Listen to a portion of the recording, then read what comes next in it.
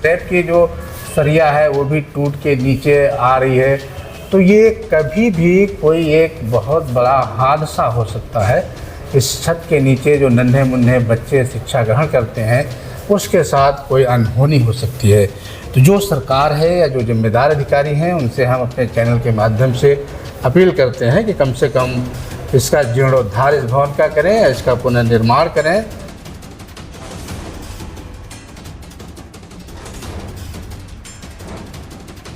अपना छपरा में माझी गढ़ था, हम जो वहाँ के राजा थे मकरा माझी, वीर मकरा माझी 13वीं शताब्दी के राजा थे, उन्हीं के वंशज हैं। इसलिए यहाँ के इस छपरा और सिवान गोपालगंज के जो दूसरा जाति के लोग हैं वो अपना उपनाम मांझी लिखते हैं, मांझी लिखते हैं। जी, नाम दिलीप कुमार पासवान है। मैं राष्ट्रीय संगठन सचिव हूँ अखिल भारतीय दुसाध कल्याण परिषद का।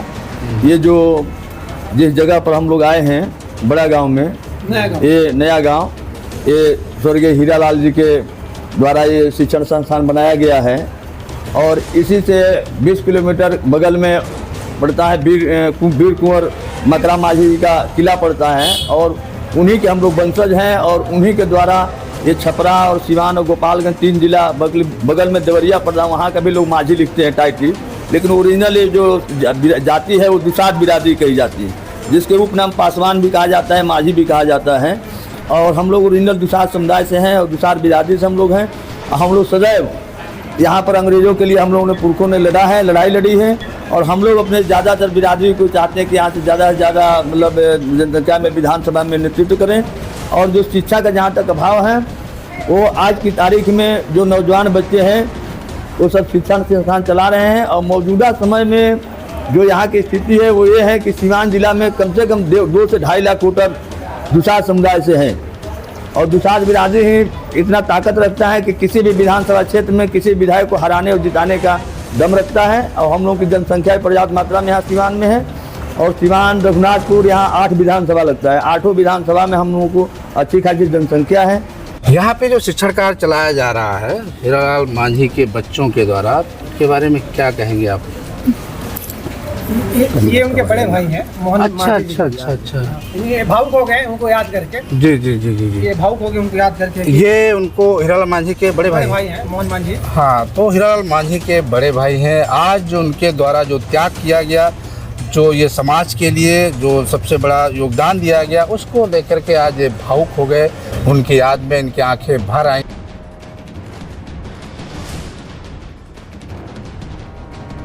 नमस्कार, आप देख रहे हैं आज का भारत। और मैं इस वक्त जनपद सिवान का जो प्रखंड सिसवन है, सिसवन प्रखंड का एक गांव है नया गांव। इस नया गांव में हूं और मैं आपको दिखा रहा हूं कि मेरे पीछे ये जो भवन आप देख रहे हैं, ये भवन आपका रंगलाल माझी निःशुल्क शिक्षण संस्थान नया गांव के नाम से है, जो कि SC/ST सामुदायिक भवन बनाया गया था। ये 1980 में बनाया गया था सरकार के द्वारा, जो 45 वर्ष हो गए बने हुए। लेकिन अब ये भवन जो है पूरी तरह से जीर्ण शीर्ण अवस्था में है और अंदर आपको अभी थोड़ी देर बाद हम दिखाएंगे कि अंदर भवन की स्थिति भी बहुत ही जीर्ण शीर्ण है। और यहाँ पे जब भी बारिश होता है तो पूरी भवन जो है पूरी तरह से चारों तरफ से इसमें वो जो टपक रहा है और जर्जर स्थिति में है। लोगों का कहना है कि कभी भी ये गिर भी सकता है, कोई दुर्घटना भी हो सकती है। हाँ, यहाँ पे बच्चे शिक्षण ग्रहण करते हैं और बच्चों के शिक्षण के लिए ही यहाँ पे जो आपके रंगलाल माझी हैं उन्होंने ये बिल्डिंग जिस भवन पे बनी है, जिस ज़मीन पे बनी है, वो ज़मीन उन्होंने अपनी ज़मीन उन्होंने दान में दे दिया कि समाज के और SC/ST वर्ग के बच्चों के भविष्य को संवारने के लिए, समझाने के लिए, बनाने के लिए उन्होंने दान में दे दिया। उसी ज़मीन पे ये SC/ST सामुदायिक भवन बना है। लोग यहाँ पे हैं, हम जानने का प्रयास करेंगे कि ये भवन के निर्माण के पीछे की क्या कहानी है और ये जो आपके रंगलाल माझी हैं वो कौन है और इन्होंने क्या इसमें सहयोग किया, क्यों किया। क्या नाम है? मेरा नाम नंदलाल माझी है। हाँ, और मैं रंगलाल माझी का मैं पोता लगूंगा। अच्छा। हाँ, और रंगलाल माझी के लड़के थे स्वर्गीय हीरालाल माझी, जिनका देहावसान गत नवंबर में हो गया था।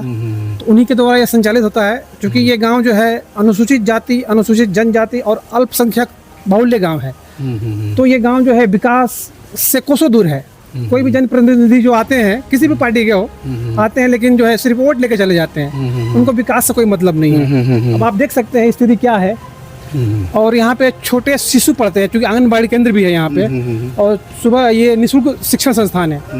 और स्वर्गीय हीरालाल जी की मांझी की जो गुजर गए, तो उनका कारवा जो है, इनके बच्चे अब शुरू कर मतलब अभी भी संचालित कर रहे हैं। जो उन्होंने जो शिक्षा, जो निःशुल्क शिक्षा का जो उन्होंने स्टार्ट किया था, जो अनुसूचित जाति, अनुसूचित जनजाति, अल्पसंख्यक बच्चों को शिक्षित करने का, अभी भी उनके बच्चे।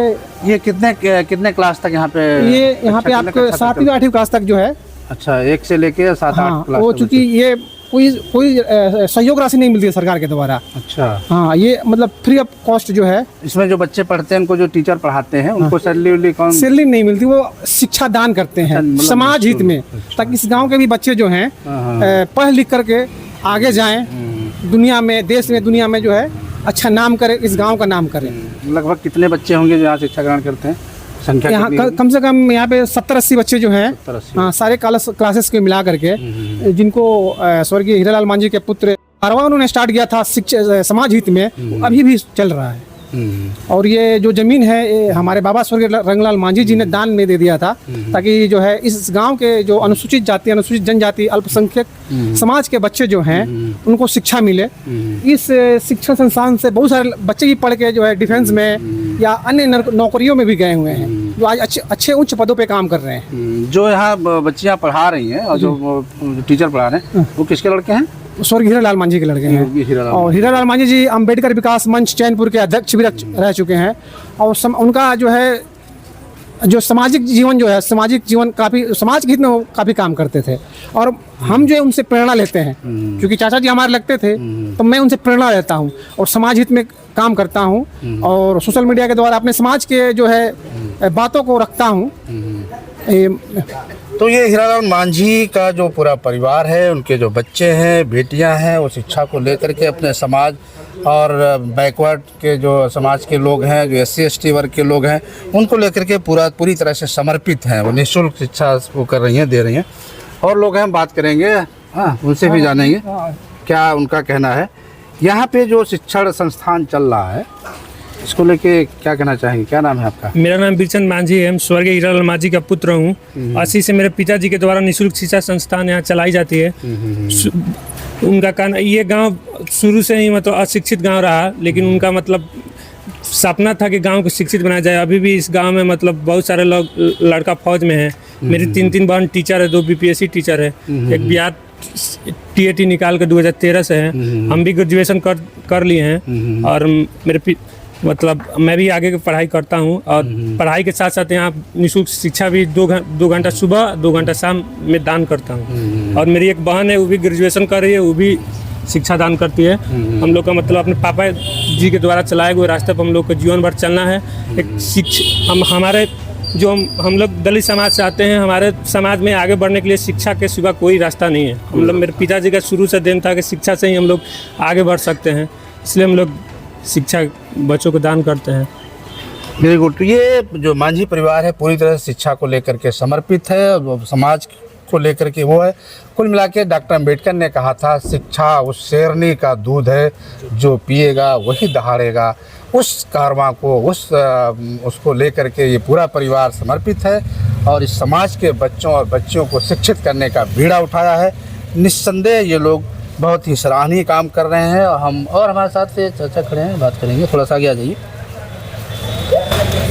यहाँ पे जो शिक्षण कार्य चलाया जा रहा है हीरालाल मांझी के बच्चों के द्वारा, के बारे में क्या कहेंगे आप? ये उनके बड़े भाई हैं, मोहन। अच्छा। ये भावुक हो गए उनको याद करके। जी। ये भावुक हो गए उनको याद करके। ये उनको हीरालाल मांझी के बड़े भाई हैं, मोहन मांझी। हाँ, तो हीरालाल मांझी के बड़े भाई हैं। आज जो उनके द्वारा जो त्याग किया गया, जो ये समाज के लिए जो सबसे बड़ा योगदान दिया गया, उसको लेकर के आज ये भावुक हो गए। उनकी याद में इनकी आंखें भर आईं और कि कम से कम समाज के लिए कोई तो ऐसा है जो आगे बढ़ा, कुछ किया।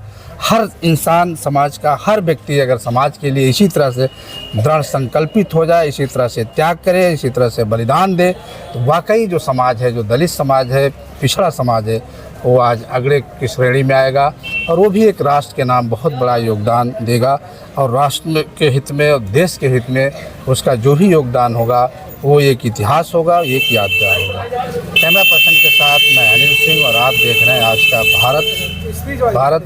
और थोड़ा सा हम आपको दिखाएंगे बिल्डिंग के अंदर की जो स्थिति है, वो भी कैमरा मैन से कहेंगे थोड़ा सा आप जरा अंदर की स्थिति दिखाइए कि कितना जर्जर हाल में है, किस हाल में है, वो भी थोड़ा सा दिखाइए।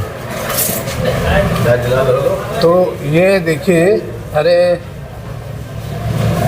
ये देखिए पूरी तरह से पूरा भवन टपक रहा है। ये नीचे चूँकि पानी फर्श पूरी गीली हो गई है, छत आप देखिए पूरी तरह से पूरी तरह से उखड़ गई है, जर्जर और स्थिति में है। और ये मैं कहूँगा दिखाइए, ये जो डाली गई है स्लैब की जो सरिया है वो भी टूट के नीचे आ रही है। तो ये कभी भी कोई एक बहुत बड़ा हादसा हो सकता है। इस छत के नीचे जो नन्हे मुन्ने बच्चे शिक्षा ग्रहण करते हैं उसके साथ कोई अनहोनी हो सकती है। तो जो सरकार है या जो जिम्मेदार अधिकारी हैं उनसे हम अपने चैनल के माध्यम से अपील करते हैं कि कम से कम इसका जीर्णोद्धार इस भवन का करें, इसका पुनर्निर्माण करें और ऐसा ना हो कोई अनहोनी, कोई हादसा बच्चों के साथ ना हो। इसके लिए भी हम अपील करते हैं कि इसका जीर्णोद्धार करके जल्द से जल्द वो किया जाए। अगर यहाँ के जो भी जिम्मेदार अधिकारी, मुख्यमंत्री, मंत्री इस खबर को देख रहे हों तो प्लीज़ इसको गंभीरता से लें।